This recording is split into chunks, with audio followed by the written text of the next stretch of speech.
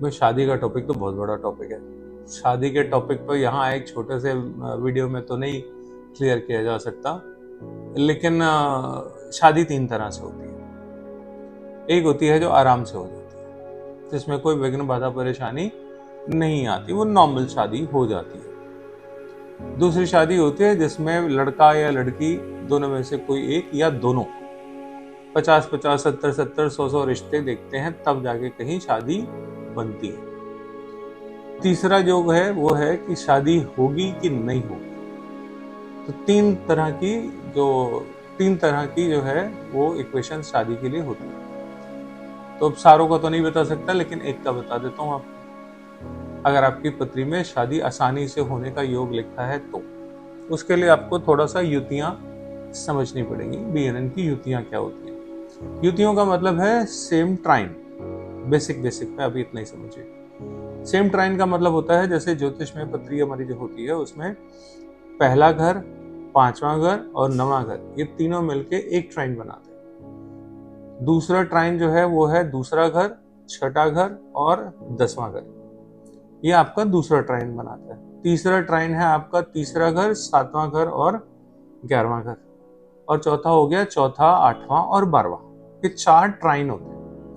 इनमें से किसी भी ट्राइन में, मैं किसी भी ट्राइन की बात कर रहा हूं, ट्राइन कोई सा भी हो सकता है, किसी भी ट्राइन में अगर मंगल और वीनस सेम ट्राइन में बैठे हुए तो ये लड़के के लिए या लड़की के लिए, दोनों के चार्ट में ये है।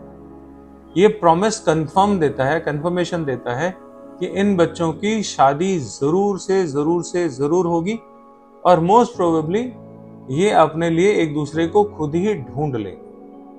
तो ये 70-80% केसेस में लव मैरिज का कॉम्बिनेशन भी बनता है। अब हो सकता है ये लव मैरिज ना हो, अरेंज मैरिज हो। बहुत से लोग ऐसे होंगे जो कहेंगे कि जी हमारा मंगल वीनस तो सेम ट्राइन में है, लेकिन हमारी तो लव मैरिज नहीं है, हमारी तो अरेंज मैरिज है। अब मैं एक बार एक छोटी सी चीज समझने के लिए गया था हरिद्वार में हमारी जनरेशंस की पोती होती है पूरी। मेरे दादाजी का नाम क्या था मुझे पता है, मेरे परदादाजी का नाम पता है, थोड़े लोगों को पता होगा, थोड़े लोगों को नहीं पता होगा। लेकिन आपके परदादा के जो दादा थे उनके बारे में कौन जानता है? आप लोगों में से कितने लोग जानते हैं? कमेंट सेक्शन में बताइए जरा। तो वो भी तो आप ही का परिवार है ना, आप ही की फैमिली थी ना। आपके परदादा के परदादा, वो भी आप ही का परिवार था ना। तो उनके जो बच्चे थे वो भी तो कहीं ना कहीं घूम रहे होंगे, उनकी लीनेज भी तो कहीं ना कहीं चल रही होगी। तो अगर मंगल और वीनस सेम ट्राइन में हैं तो आपकी शादी अपनी ही लीनेज के किसी इंसान से होगी। मोटे मोटे तरीके से अगर बोलें तो दोनों बच्चों का गोत्र एक ही होगा। गोत्र में लाते हैं ना शादी में, गोत्र एक होगा, 101% गोत्र एक होगा।